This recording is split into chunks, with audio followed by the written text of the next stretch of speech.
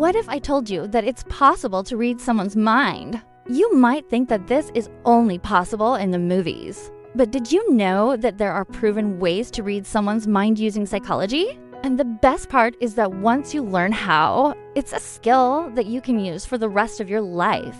Throughout this video, I will teach you how to read people's minds. And just to make things clear, when I say reading someone's mind, I don't mean that you'll be able to see what they're thinking about. Instead, I mean that you'll be able to tell what someone is thinking by looking at their behavior and using logic.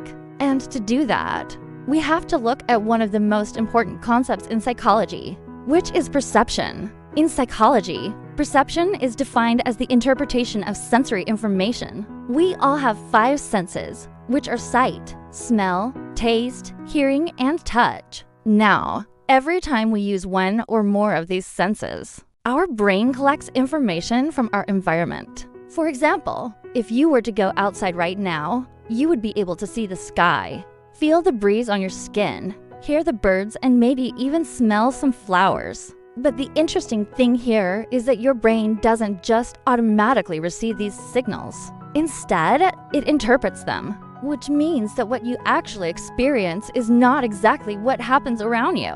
Instead, it's your brain's interpretation of what's happening. For example, imagine that you're walking alone at night and you hear footsteps behind you.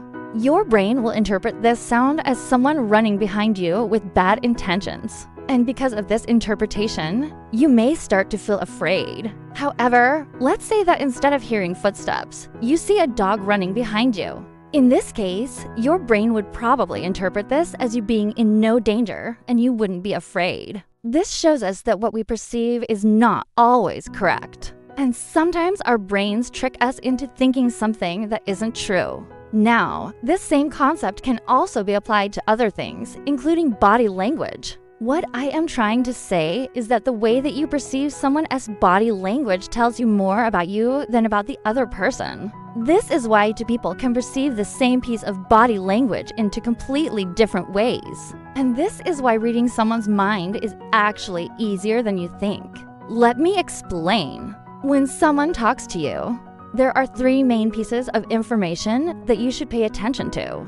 These are what they say, how they say it, and what they don't say. Most people only pay attention to what is said, but research in psychology proves that what is left unsaid is just as important, if not more important, than what is said. Let's take a look at an example. Let's say that someone says, "I'm fine," but they say it in a sarcastic tone. Even though they said that they're fine, you probably wouldn't believe them since their tone was sarcastic. This is an example of how what is said and what is meant are two completely different things. This is called the difference between implicit and explicit communication. Explicit communication refers to the literal meaning of words, while implicit communication refers to the underlying meaning or message between the lines. And so, in order to read someone's mind, you need to learn to understand what's being implicitly communicated. Which brings us to the first method of reading someone's mind. Pay attention to their tone of voice.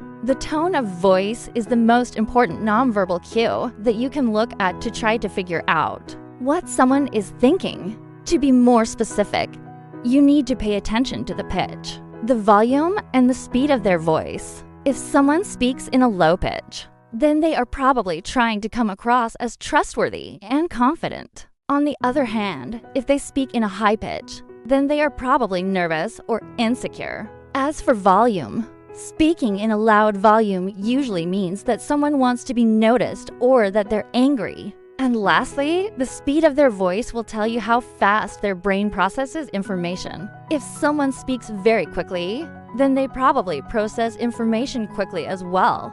But if they speak slowly, then they probably take their time to think about things. All of these are good clues to help you figure out what someone is thinking. But to really master the art of reading someone's mind, there are 2 other methods that you need to learn. Before moving on, I want to remind you of something very important. The ultimate goal of this video is not for you to manipulate or trick others into doing what you want. Instead, it's for you to become a better conversationalist and to better understand those around you. So please use this information wisely. Now, before moving on to the next method, I want you to take a second to appreciate all the work that goes into making a video like this. It takes hours of research, writing, recording, editing, and more. And all of this is done with the sole purpose of helping people. So if you appreciate this, make sure to hit the like button to help us reach a wider audience. Now, the second method to read someone's mind is to pay attention to their facial expressions.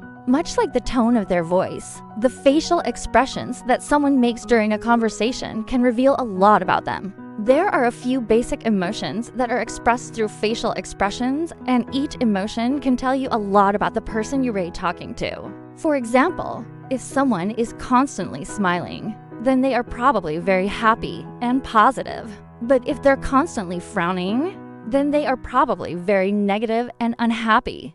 If someone is often angry, then they are probably frustrated with something. And if they're often scared, then they are probably insecure or anxious. One last emotion that you should keep an eye out for is disgust. If someone often looks disgusted by something that you say, then it probably means that they don't agree with you. Of course, these are just general rules of thumb. There are always exceptions. So if you want to better understand someone, I recommend that you pay close attention to their facial expressions throughout your interactions with them. This brings us to the final method, which is to pay attention to what they don't say. One of the biggest mistakes that people make when trying to understand others is that they don't pay attention to what is left unsaid. I already mentioned this before, but what you don't hear can be just as important as what you do hear.